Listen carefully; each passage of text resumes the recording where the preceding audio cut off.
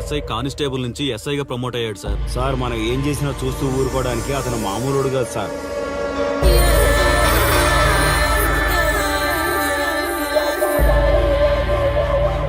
అతను మనకు అలవాటు అయ్యేంత వరకు మనం కొంచెం కంట్రోల్లో ఉందాం సార్. రేయ్, వార్నింగ్ ఇస్తున్నావా విషయం చెప్తున్నావా? సార్ మేమేం చెప్పినా మీ మంచి కోసమే సార్. దాన్ని తీసుకొచ్చేరా. మీరైనా చెప్పండి అమ్మా. పెళ్ళాంచేస్తే బాధపడ్డానికి, పోలీసోడంటే భయపడ్డానికి నా కొడుకు కామన్ మ్యాన్ కాదు, కాశీ చెప్పాడికి.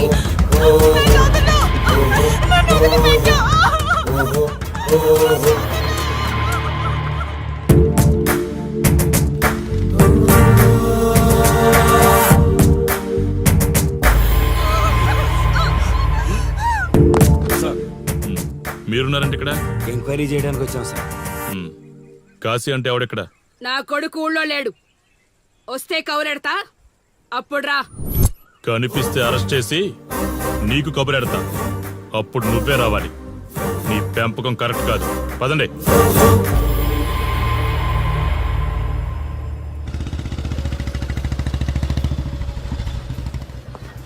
కాశీ ఎక్కడ? వస్తే స్టేషన్కి రమ్మని చెప్పు.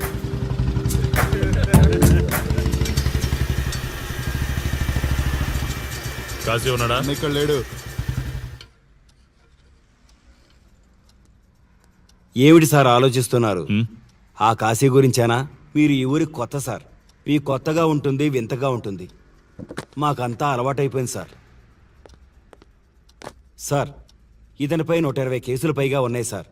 అవి ఈ కాగితాలకే పరిమితమైనాయి సార్.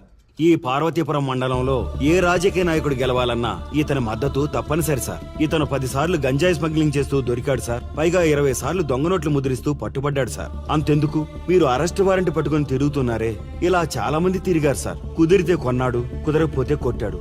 మనకు కుటుంబాలు ఉన్నాయి సార్. నీ పేరుంటేనే వణుకు పుట్టాలన్నా.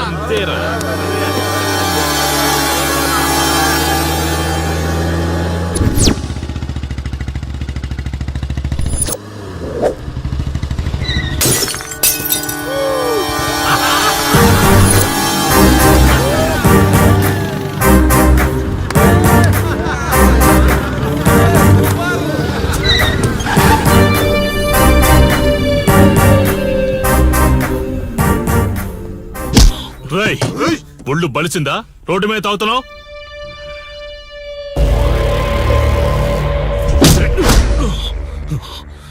ఈ నర్సీపురం ఊర్లో కాశీ ఒంటి మీద చెయ్యేసావంటే కార్డుకి టికెట్ కన్ఫర్మ్ అయినట్టే. కరెక్ట్ గా దొరికావురా.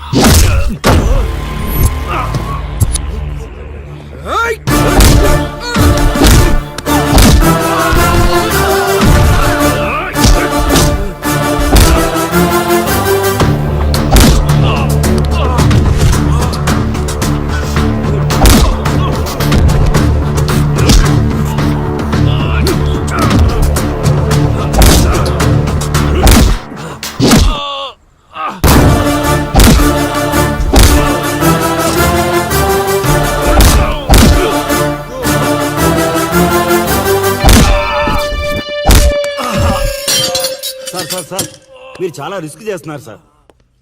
నేను డ్యూటీ చేస్తున్నాను. 3 రోజులు గవర్నమెంట్ హాలిడేస్. నేను వైజాగ్ వెళ్తున్నాను. కాశీ అంటే భయపడే వాళ్ళని ఇంటికెళ్ళి భజన చేసుకోమని చెప్పండి. తిరిగి వచ్చాక వాడిని కోర్టులో ప్రొడ్యూస్ చేస్తాను. వాడిని వదిలే ప్రసక్తే లేదు. నమస్తే సార్. ఎక్కడ మీ ఎస్ఐ? వద్దా? ఎందుకు వద్దన్నావు కాశీ? చెత్త నా కొడక, ఊర్లో కాశీని విధవం చేసి వదిలేద్దామనుకుంటున్నావా? కాశీ పేరు వింటేనే ఊళ్ళో ఉచ్చ పోసుకునేవాళ్ళు, కానీ ఇప్పుడు కాశీ ఫోటో కనిపిస్తే ఉచ్చ పోసేలా చేశాడు. ప్రాబ్లం నాది, పోయిన పరువు నాది. నేను చూసుకుంటాను పో.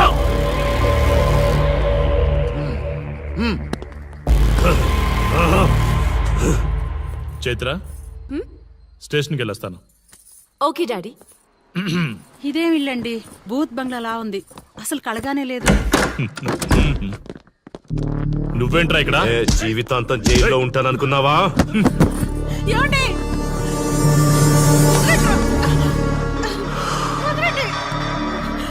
నీ ఇంట్లో అసలు అందమే లేదురా. రేయ్ ఏంట్రా వాగుతున్నావు? డాడీ ఏమండి?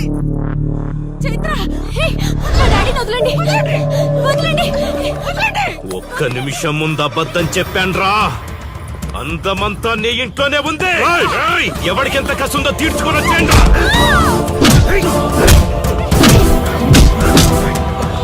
ఏమండి? ఏమండి? చైత్ర అండి చైత్ర అండి. డాడీ డాడీ వదలు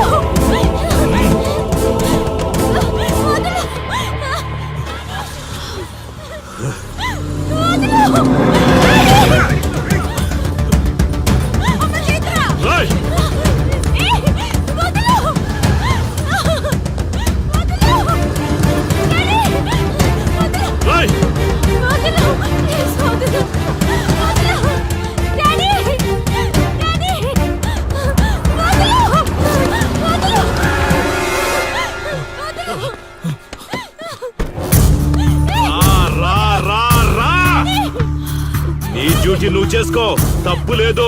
నా పెళ్ళాం కేసులో వేలు పెట్టి నా గురించి తెలుసుకోకుండా ఈ ఊర్లో అడుగు పెట్టి నేనంటే భయపడే ఈ జనం ముందు నా మీద చెయ్యి వేశావు, అది తప్పు.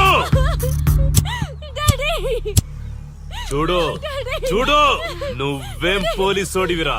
కిలోమీటర్ పరిగెత్తేసరికి ఒంట్లో ఓపిక చచ్చిపోయిందా? డాడీ వదలు డాడీ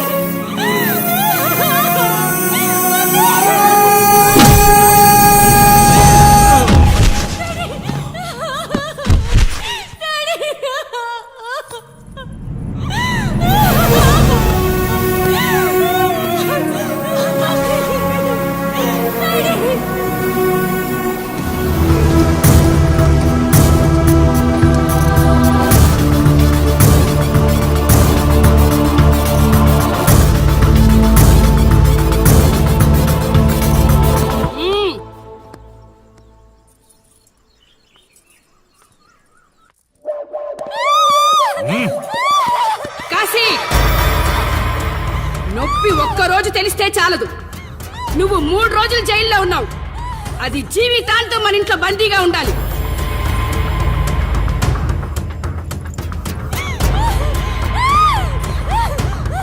కట్ర తాళి. ఎక్కడికి పోతాను?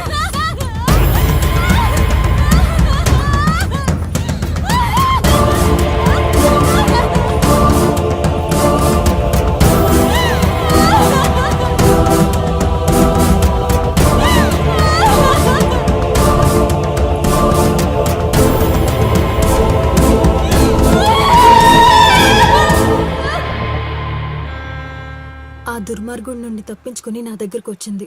ఆ తర్వాత నీకు తెలిసింది.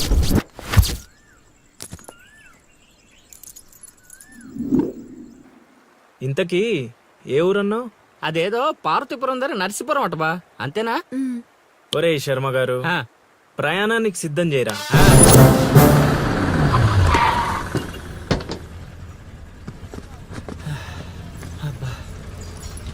బా, ఊరు చాలా పెద్దదిలా ఉంది. ఎక్కడ ఎతుకుతావు? రే శర్మ గారు, నడవడానికి కాళ్ళు, తిరగడానికి ఓపిక రెండు ఉన్నాయి కదా. బా ఐసులా పోనే. పోసేసుకుంటున్నారు.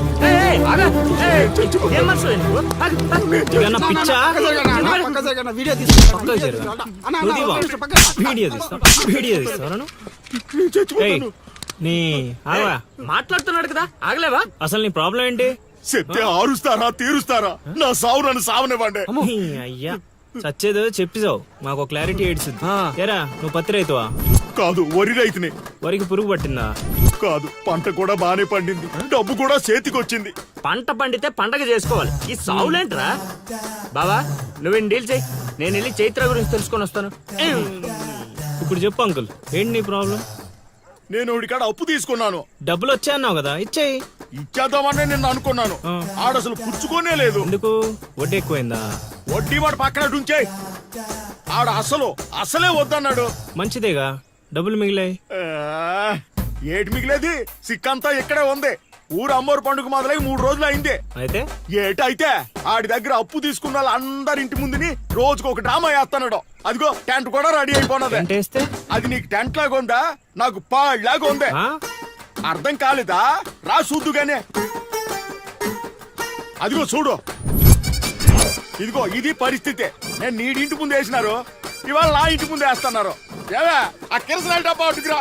ఎవడరా బాబు, జనాలు సావక ముందనే సమాధులు ఎక్కిస్తున్నాడు. ఎందరెందరో మహానుభావులను పొట్టన పెట్టుకున్నావు శ్మశానమా, నీకు ఇసుమంతైనను జాలి లేదా? ఎన్నో ఏండ్లు గతించిపోయినవి కానీ ఈ శ్మశాన స్థలిన్ కన్నులు వచ్చిన మందభాగ్యుడు ఒక్కడైనను లేచిరాడు. చల ఆహా హార్మోనియం పద్యం రక్తి కట్టే సమయంలో దగ్గి డిస్టర్బ్ చేసావు కదరా ఎద్దవ్వా. వంకెతకలేనమ్మా డొంకెట్టుకు ఎలాడిందట. పద్యం మర్చిపోయినని ఒప్పుకోవచ్చు కదా. సాంఘిక నాటకాల హీరోయిన్ ఇంత గొప్ప హరిశ్చంద్ర నాటకములో నా పక్క చంద్రమతి వేషమంటే మాటలా? నాకే కౌంటరా? పద్మశ్రీ అయ్యగారు తాళాల దగ్గర ఇచ్చమంటారా? టైం కాదురా, నే చెప్తాగా. ముందా మంచినీళ్లు గొంతు శృతి చేసుకోవాలి. గురుగారు, యాదవ సేతురం కాకపోతే రిహార్సల్స్ కూడా ఈ గెటప్లు ఏంటండి? ఒరే హార్మోనిస్టు, వేషం పడకపోతే పద్యానికి గొంతు పెగలదురా. మొదలెట్టండి.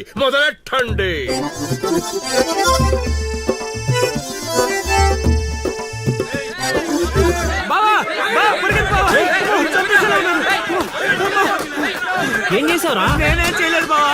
ఈ ఊళ్ళో చైత్ర అనే అమ్మాయి ఉంది, మీకు తెలుసా అని అడిగా. అంతే, చైత్ర అంటే చిత్ర అని వినిపించిందట. దాని పిల్లవట బావా. అరే శర్మగా, నీ ఎంత పని చేశారా? చైత్రాన్ని చిత్ర అనుకుంటేనే 10 కిలోమీటర్లు పరిగెత్తించారు బావా. ఇంకా నయం, డైరెక్ట్ గా వెళ్ళా కాశీగాడిని అడగలేదు. కూర్చోబడిపోతుంది బావా. అమ్మా, చైత్రను వెతికే రూట్ ఇది కాదురా. మరేంటో తమరే చెప్పండి బాబు. అమ్మా,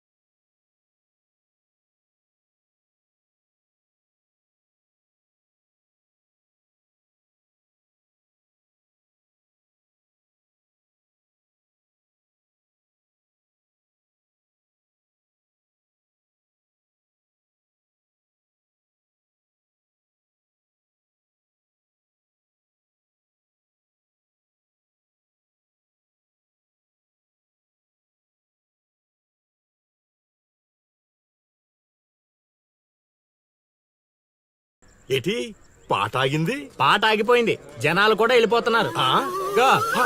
అలా కొయ్యిలా నిలబడపోతే 10 రూపాయలు ధర్మం చేయొచ్చు కదా. హతవిధి కళాకారుడు యాచించుటయా? కళామ తల్లికి తీరని అవమానము కదా. అంటే ఆ రోజుల్లో రాముణ్ణి వెతుక్కుంటూ లవకుశులు ఆ ఊరు ఈ ఊరు గానం చేసుకుంటూ తిరిగారు కదా. మేము కూడా ఓ కళా పిశాచి ఉన్నాడని. కళా పిశాచి కాదు, పిపాసి. అదే కళా పిపాసి ఉన్నాడని తెలుసుకొని ఆయన కోసం వెతుక్కుంటా. అవును. ఏమిటి, నా ఊళ్ళో నాకు తెలియని అంత గొప్ప కళాకారుడు ఒకడున్నాడా? ఉన్నాడు సార్, పిచ్చప్పారావు అని, అలియాస్ సుయోధన సార్వభౌముడు. నిజంగానే పిచ్చప్పారావు బా. ఎందుకు సార్ అలా ఏడుస్తున్నారు? 10 రూపాయలు అడిగామా నేనా? వద్దులేండి సార్. ఆగండి నాయనా. మీరేటండి, అసలే మాకు టైం లేదు. పక్క వీధికి వెళ్ళి అడుక్కోవాలి. నీకు అవసరం లేదు నాయనా. ఈ రోజు మొత్తం కలెక్షన్ మీరే ఇచ్చేస్తారా? కాదు నాయన, మీరు వెతుకుతున్న ఆ పిచ్చి అప్పారావు అలియా సుయోధన సార్వభౌముణ్ణి నేనే నాయన.